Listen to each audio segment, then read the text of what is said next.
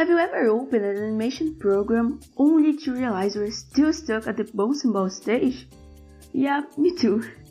And that's why I'm here. Hi, I'm Hatsukoi and I want to become a better animator. So I decided to study the Animator Survival Kit from beginning to end, and this is where it starts. In this series, I won't be teaching animation. Instead, I'll be documenting and sharing what I learned as I work through the book, hoping it will help me stay consistent and maybe help you stay consistent too. So feel free to share your own experience, tips and questions in the comments. So, what exactly is the Animator Survival Kit? Well, it's a book that breaks down the core principles of animation, mostly based on the techniques developed during Disney classic animation era. It was written by Richard Williams and published in 2001.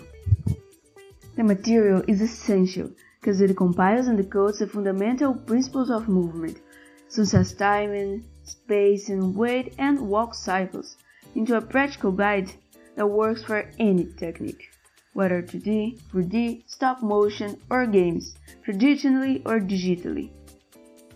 It presents to the readers fundamentals and pillars on animation, teaching the how and why of movement, ranging from the most basic exercises such as the physics of a bouncing ball to complex full-body interactions, and the proven method in which he distillates decades of knowledge from Disney's golden age into rules that are easy to apply to your own workflow.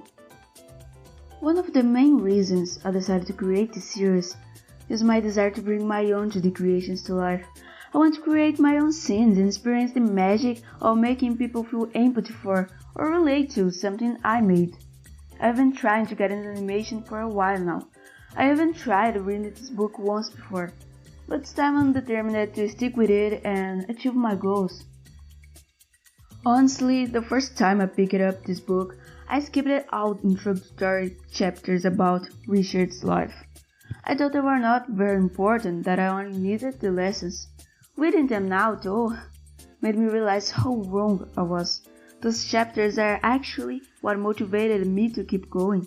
They are surprisingly human, and seeing Richard talk about his own failures makes the journey feel much less intimidating.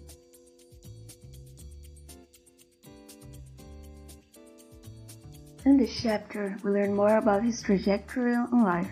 Right in the beginning of the page, I was already surprised when Richard, after finishing the first film he made and that gave him lots of international awards and attention, mentions that the unpleasant realization slowly crept up on me that I really did not know very much about animation articulation, that is, how to move stuff.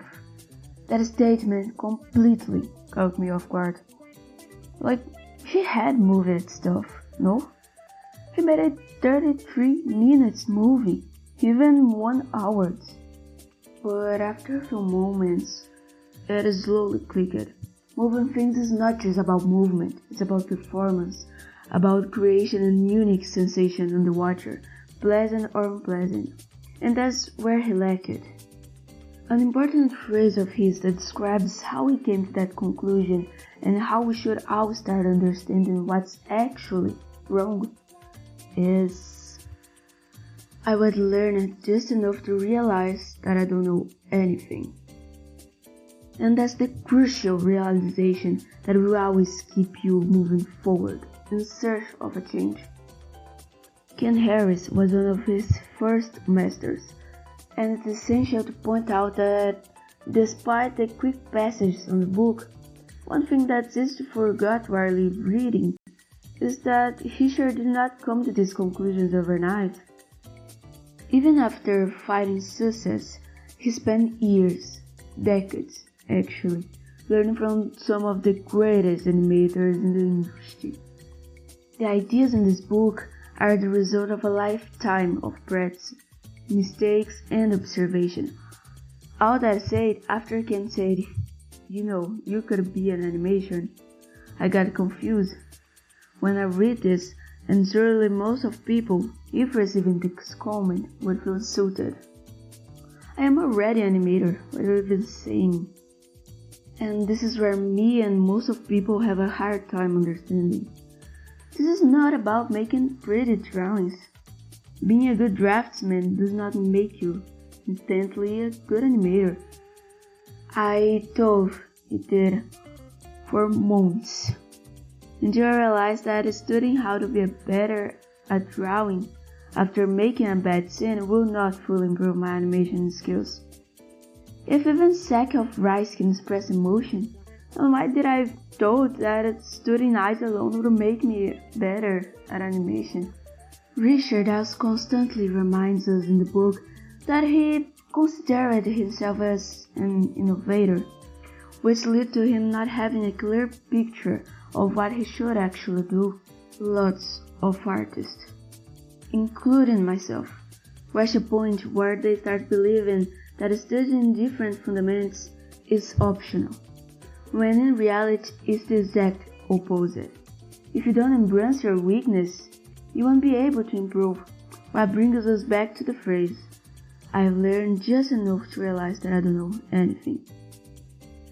Cause at that point he found out that the first thing he needed to learn was to identify his own mistakes.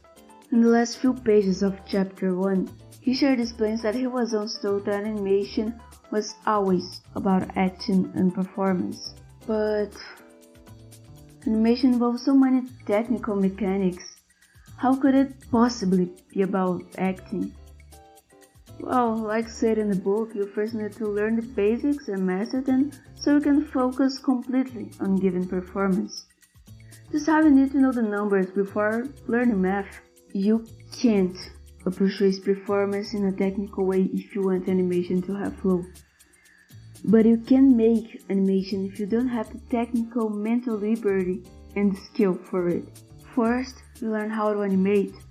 Only then, you learn how to make a good animation. First you think, then you feel. This line of thought, despite making sense, took me a while to settle in. Cause being bad at something is the last thing I wanted to be. I wanted to make big cinematic animes, not wobbly head turns. But again, what would be the anime if the wobbly head turns had not came first? And that's everything I wanted to say about today's chapter.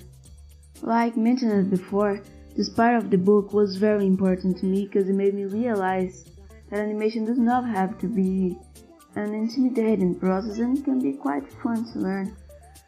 In the next EP of the series, we will be diving deeper into the history of animation with the next chapter, and that's one of the most interesting parts. If you guys have anything to add in the comment section, feel free to do so. This was my first long form video and I was definitely very nervous. So any form of support will be encouraging. Thank you so much for watching and staying with me to the end, and I really hope to see you in the next video.